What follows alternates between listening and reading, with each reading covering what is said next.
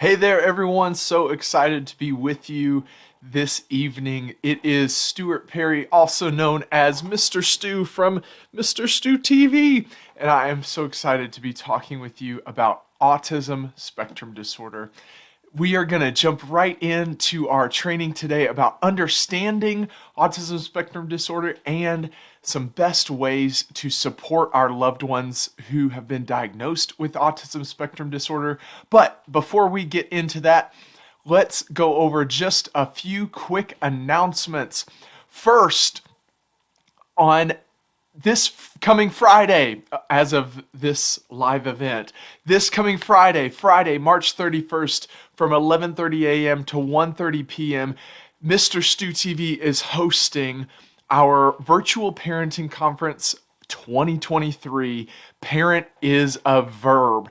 It's going to be a great time talking about implementing resilience, helping your children develop resilience, supporting them as they grow, and then also how to really connect with your children in new ways and in ways where they really know and understand that they are seen, heard, understood, known, and loved. We also have our very special guest speakers joining us, Brian and Maggie Harlow. They are entrepreneurs as well as the parents of Grammy-nominated artist Jack Harlow. So don't miss out. This Friday, March 31st, from 11:30 a.m. to 1:30 p.m., Parent is a verb. It's live on Facebook, so you can just like Mr. Stu TV on Facebook, and you can get all of the details there, or at mrstutv.com. That's MISTERSTUTV.com. Next, we also have a YouTube channel. Mr. Stu TV has a YouTube channel. We make Tough Emotions Child's Play. Each episode of our full-length show talks about a different emotion and teaches kids about the emotion, what the emotion is, what it feels like, and then some best ways to respond to that emotion. At Mr. Stu TV, we say it's okay to feel however you feel. You choose how to respond, and we are really trying to make sure that kids understand their emotions so that they can best control their reactions when those different emotions come up. So make sure to like and subscribe to us on YouTube. It's Mr. Stu TV on YouTube. It's youtube.com/@MrStuTV. You do have to put that @ sign. I always like to remind people. But today we are here to talk about autism spectrum disorder. And like I said, this is a topic that is near and dear to my heart. I am a child and family therapist. For those of you who don't know about Mr. Stu TV, I am a child and family therapist, and I work with about 65 different clients at any given time. And right now, around 15 of my clients, their main diagnosis is autism spectrum disorder. Now, back when I was in high school, I knew that I wanted to help people in some capacity. I didn't know if it would be through ministry or counseling or therapy, and I am so happy to have found therapy as my profession. But at that time, I didn't know exactly what I wanted to go into, but I had a very difficult time working with anyone who had autism spectrum disorder.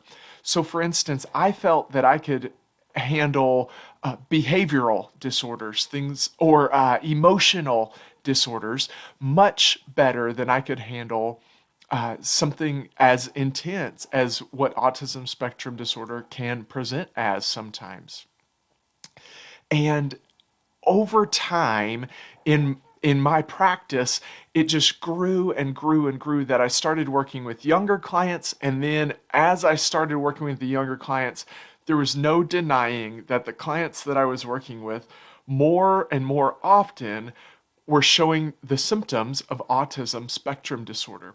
So over time, I have put a ton of my time into finding all of the best resources for autism spectrum disorder and understanding autism spectrum disorder and understanding the person who has been diagnosed with autism spectrum disorder. And I just absolutely love this population. These people are some of the most loving, most intelligent, most creative people that you could ever meet. And so, as we go into this discussion about autism spectrum disorder, I want you to know that for me, this is much more than just, oh, let's talk about it on Facebook Live. When I think about these things, I have faces of clients and faces of people who I know from different situations. And it to me it is personified. And so I hope that as we discuss this today, that you can feel that you can sense that, and that you can join in that with me as we talk about autism spectrum disorder.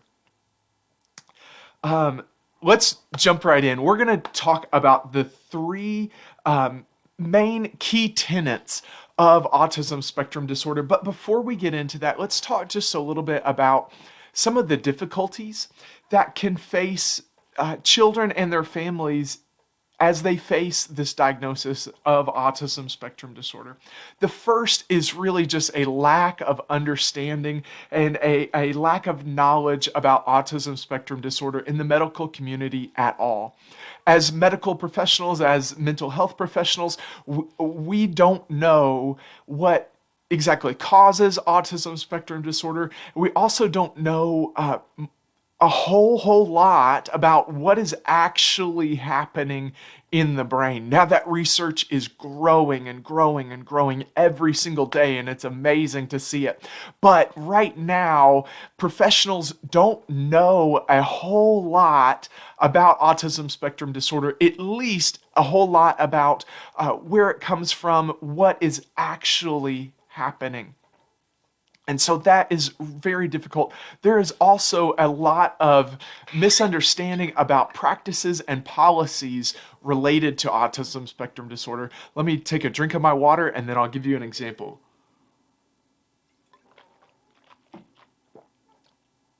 At my practice, because of the license that I operate under, I am allowed to diagnose autism spectrum disorder. If someone meets the criteria for that disorder, then I'm allowed to diagnose and say, hey, this client has autism spectrum disorder. But there was a long time at my practice that has hundreds of clinicians that we had to wait for psychological testing done by a psychiatrist before we could diagnose with autism spectrum disorder. Now that is troublesome for a few different reasons, because if we can't diagnose autism spectrum disorder, then we have to diagnose all the symptoms of autism spectrum disorder. Just a real quick example about that. PTSD can lead to depression, or PTSD is also an anxiety disorder. I wouldn't necessarily need to diagnose someone with PTSD and depression if I diagnose them with PTSD. But if for some reason, and this is not the case, but if for some reason I couldn't diagnose someone with PTSD, then I would need to diagnose them with probably depression and anxiety. So rather than applying multiple diagnoses, you can find one that is the best answer. Well, if a clinician can't diagnose autism spectrum disorder, what that means is that they then have to diagnose things like a cognitive delay that may or may not actually be present. And that is very difficult because autism spectrum disorder can sometimes look like a cognitive delay, but is that the real thing, or is it just a symptom of the thing? You might also diagnose someone with autism spectrum disorder with social anxiety, and we'll get into that in just a moment. But if I've diagnosed them with autism spectrum disorder, I don't need to also diagnose them with social anxiety. So all that to say, clinicians were having to diagnose multiple things because they weren't allowed to diagnose, or they didn't think they were allowed to diagnose autism spectrum disorder. So clients were walking out with a long list of diagnoses when really we could have summed it up as this one thing, but clinicians didn't think that they were allowed to. That's a huge misunderstanding. That is not something that is good.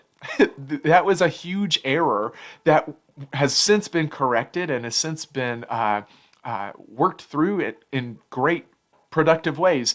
But that's not a good thing for all these clinicians to even think, oh, I'm not even allowed to diagnose this. That's a huge misunderstanding in the medical and mental health community. Other knowledge about different medications that may or may not be helpful.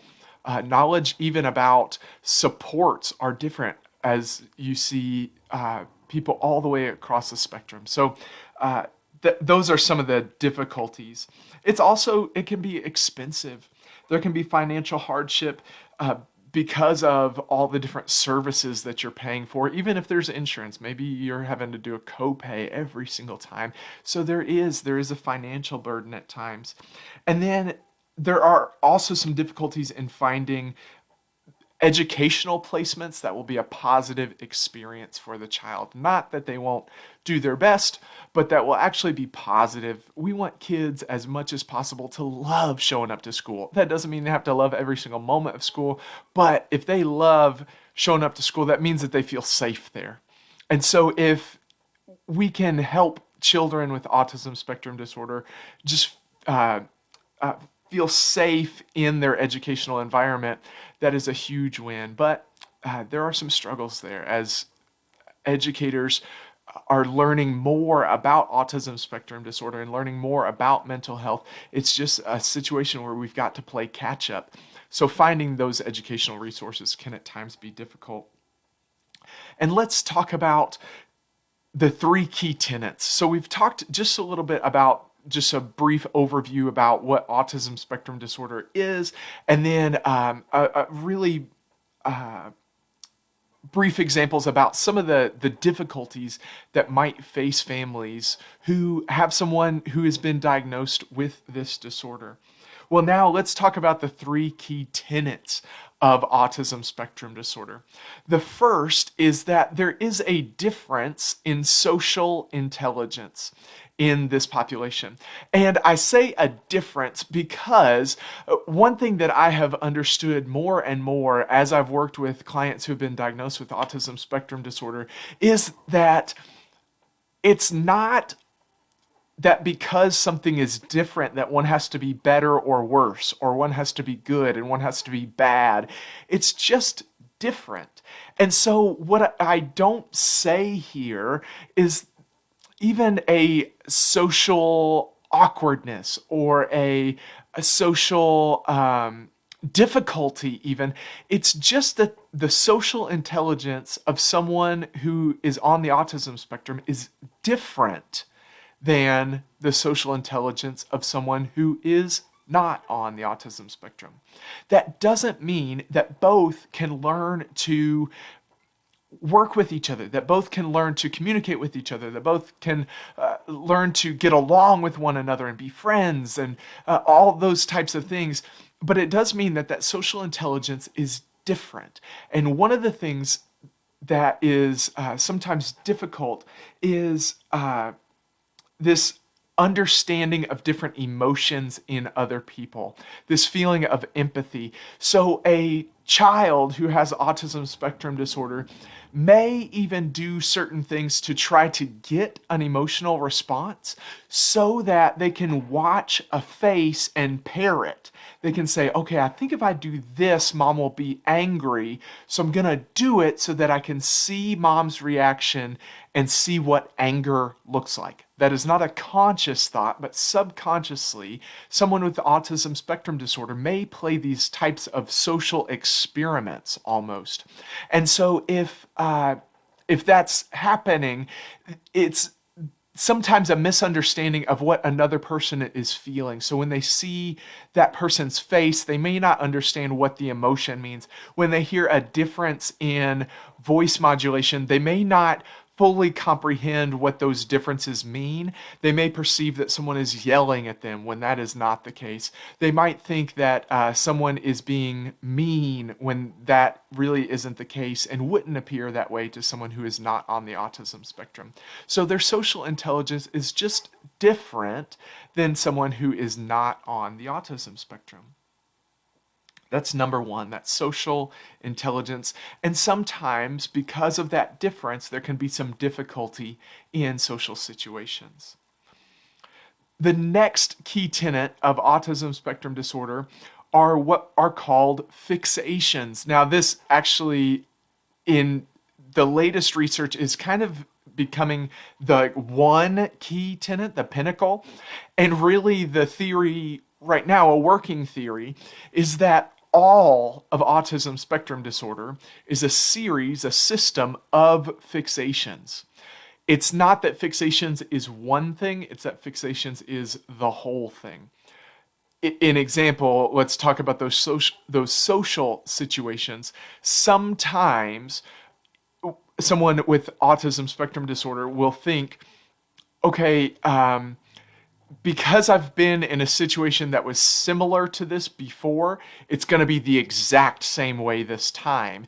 And if it's not the exact same way this time, they can have some real difficulty with that. That's a fixation, meaning you expect it to be a predictable, very set pattern, a strict pattern of things, or even just repetitive over and over. I have some very young clients who will just say the same words over and over and over and over. And while that's a normal part of very early childhood development of learning to speak, at this age, it is not part of that developmental process. And so that fixation of just saying things over and over or just repeating things. And so fixations, it could be that all of autism spectrum disorder is wrapped up in this idea of fixations, where anything that is not fully predictable, anything that is not a repeat is very distressing, because someone with autism spectrum disorder really almost needs things to be in that very strict, predictable pattern, as we all enjoy. We do all enjoy patterns. It's just someone with autism spectrum disorder sometimes has more difficulty when the things are not on pattern. The third and final key tenet of autism spectrum disorder is communication, some difficulties in communication. And this is one of those things that is pretty predictable as far as autism spectrum disorder goes. It kind of goes back to those social situations, and it kind of goes back to the fixations, where there can be some struggles with communication. Sometimes that can mean a speech delay, a delay in the development of the speech. It could be that at times the child doesn't speak at all, that they don't, that they are selectively mute. It could be that they are mute, that they don't speak, they're nonverbal, that they are, not that they're mute, that they're nonverbal people. And there's that spectrum, autism spectrum, there is that spectrum of this difficulty in communication. That's what I was trying to say. A spectrum in how difficult that might be for someone on the spectrum. That's why it's a spectrum. But many times there's a difficulty in communication, whether that be because of the social difficulties of not understanding what someone is actually saying. They might be saying these words, but what do these words mean in the way that this person is saying it? So it could be that there's some of that. It could be that it's part of these fixations where, well, last time I said this person loved it. And so you can get a lot of recurring jokes with people who are on the autism spectrum, where they see you and that triggers in their mind, hey, when I see Mr. Stu, I say this. And some of the recurring jokes that I have with some of my clients are just hilarious and beautiful. So there can be that difficulty with communication. Sometimes it is a development in a difficulty in speech development, meaning that the client actually has a developmental delay or a developmental difficulty once they reach a certain age. Now, if you'd like to know more about those ages and stages, the childhood development, childhood stages of that development, as far as when they're this old, here's kind of what we expect to see. When they're this old, here's kind of what we expect to see. On May 28th, I'll be hosting another Facebook Live event right here on our Facebook page. And this one is going to be about understanding childhood development. So if you're more interested in that, then make sure to tune into that. But let's talk just for a moment that autism spectrum disorder does not always mean that the individual has a developmental delay, and I'm speaking about children. So it doesn't always mean that the person who has autism spectrum disorder has a developmental delay. Those two things are separate. Now, a lot of times we see them overlap, but they are a separate thing. You can have people who are on the autism spectrum but are fully functioning cognitively and speech-wise, and theirs is a much more fixated type of autism spectrum where it's maybe before we would have called it Asperger's, different things like that. But autism spectrum and developmental delays do not always go together. You can have someone who is on the autism spectrum without the developmental delay, and you can have someone with developmental delays who does not have autism spectrum disorder. And also, I just wanted to explain that now, as far as our diagnoses that we as mental health professionals give, Asperger's is no longer a diagnosis that we give. We would just give the diagnosis of autism spectrum disorder, and then with further psychological testing, that's where the testing comes in, it can be determined kind of at what level someone is on the spectrum. So as a mental health professional, I don't feel fully competent to say, hey, here's where someone is on the spectrum, but I can say they have autism spectrum disorder and then refer them for further testing to kind of pinpoint where on the spectrum they may be and at what level of support they may need now and perhaps in the future. But while those things are difficulties, let's talk just real quick about how some of those difficulties can be turned into superpowers. And again, like I said at the start, I am thinking of faces. I am thinking of names. And so when I think of some of those difficulties, I think of how some of my clients have taken those difficulties and turned them into their superpowers. With social intelligence, because sometimes these clients have that difficulty in understanding exactly what's going on in social situations or exactly what's going on in someone's tone or emotional state, so many times they tend to be so much less judgmental and less jumping to conclusions the moment they meet someone. It takes them time to get to know someone. And so, so many times that's what we see is these clients can be so much less judgmental, more open to various different people as friends. And it can be a beautiful, beautiful thing. Let's talk about fixations. As we said earlier, it can be really difficult to sometimes find educational opportunities for children who are on the autism spectrum. But fixations, imagine that your child just loves one thing, whether it be Pokemon or basketball or soccer or art or writing or reading or whatever it might be, then you can know that that child is going to become an expert at whatever thing that is. I have very young clients who have become experts at playing Connect 4 with me, and they beat me more often than I beat them. And I don't know if you've ever been beaten by a 6-year-old at Connect 4, but it can really give you the check in your pride that you need. But more than that, these fixations can become expert level understanding. And so these clients so many times have fascinating facts and stories and things that they want to share because of their fixations, not in spite of them, but because of them. And so if we can learn to use that as a superpower, how beautiful the world could be for these people who are experiencing autism spectrum disorder. Finally, difficulties in communication. Imagine a person who listens more than they talk and who is very thoughtful in choosing their words when they reply back to you. That is a client who's on the autism spectrum. And it's just amazing to watch his clients. Yes, so many times when they come to see me at first, it's difficulty after difficulty and trial after trial and tons of stuff just happening over and over and over again.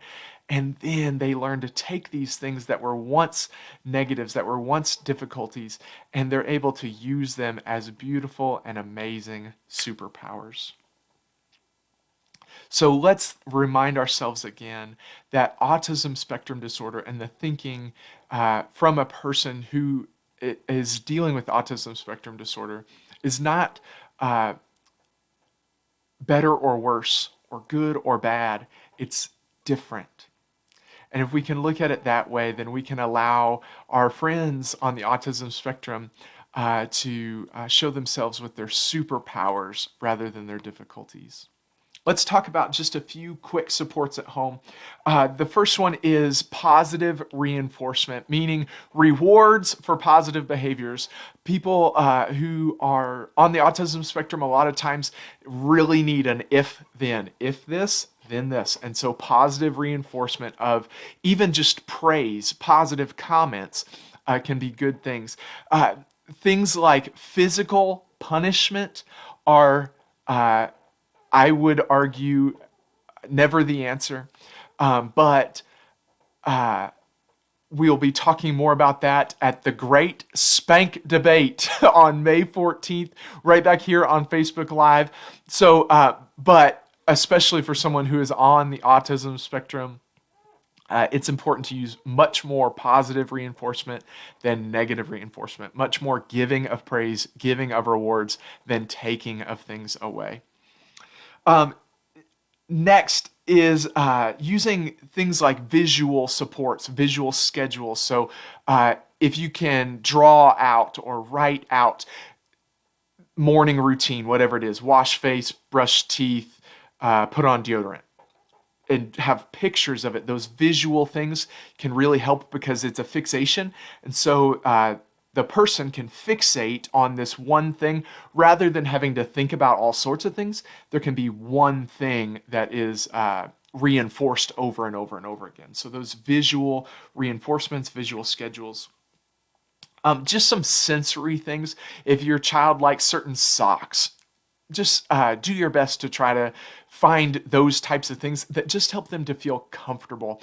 If there's a blanket style that they like, try your best to seek out that blanket style when you can and help them with those sensory type experiences. If there's certain music, lighting is important. So in their bedroom, maybe allow the lighting to be able to be dimmed, things like that. Just those sensory thoughts are important. I will be going over a really great resource here coming up in just a moment for more supports in the home environment. And then remind yourself, remember, it's not good or bad, better or worse. It is just different. Also, at home, it's really important to talk about emotions. If you need help starting those emotional conversations, if you are not that you need someone to cry for it to be emotional, but if you need help starting conversations about emotions, maybe that's a better way to say it, make sure you check out our channel at youtube.com/@MrStuTV. There you'll see a ton of videos about a ton of different emotions, and they can help start some conversation between you and your children or you and the children in your care. Let's talk real quick just about a few strategies for teachers. Number one, teachers, your job with every student, but definitely with students who are on the autism spectrum, create a safe and predictable environment. Safe environment, yes, for everybody. Very predictable for these clients who are on the autism spectrum. The day needs to start the same way every single day. As much as possible, the same exact routine should be followed each day. Now, over time, as that routine builds, you can start to shift things just briefly, and you can warn, hey, tomorrow we're going to move this by 5 minutes, whatever it might be.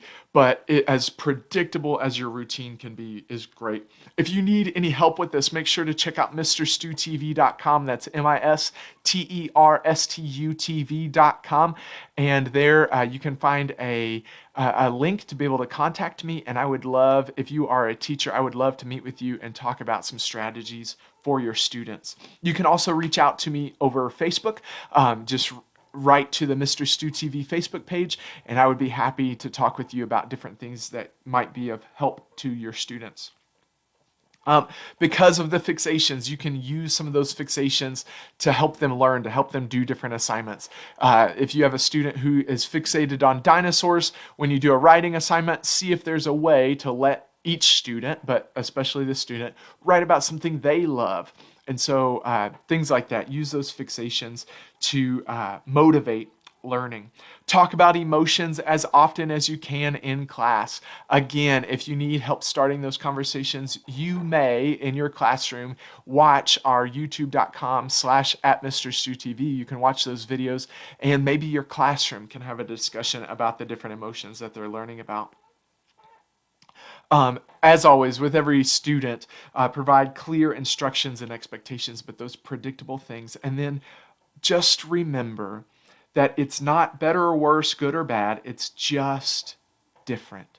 If you would like more information on the things that I've talked about, then let me show you this. There is a really amazing website called autismspeaks.org, and this website has a ton of resources for you as a parent, an educator, if you are a therapist, if you are a person with autism, then this website has tons of resources. So check out autismspeaks.org. It is a really great resource for anyone who loves someone who has been diagnosed with autism spectrum disorder, anyone who has autism. So make sure to check out that resource. So I hope that you found our training today helpful and fun. We got to learn a little bit about autism spectrum disorder, about some of those key tenets, the things with social situations, social interactions, fixations, and communication. Those three things are a lot of times where people on the autism spectrum can have some struggles. We learned just about some strategies of how some of those things that were difficulties can become superpowers. And then we learned about how to support someone who has autism. I hope that you've enjoyed yourself today. Make sure to join us this coming Friday from 11:30 a.m. to 1:30 p.m. on Facebook Live for our Parent is a Verb Virtual Parenting Conference 2023. We are going to have a blast, and you'll get to hear from myself, Miss Shamika, who is a cast member from Mr. Stu TV, and Brian and Maggie Harlow, the parents of Grammy-nominated artist Jack Harlow. We will see you there. Until next time, friends, make sure you spread the word and share the love. Bye-bye.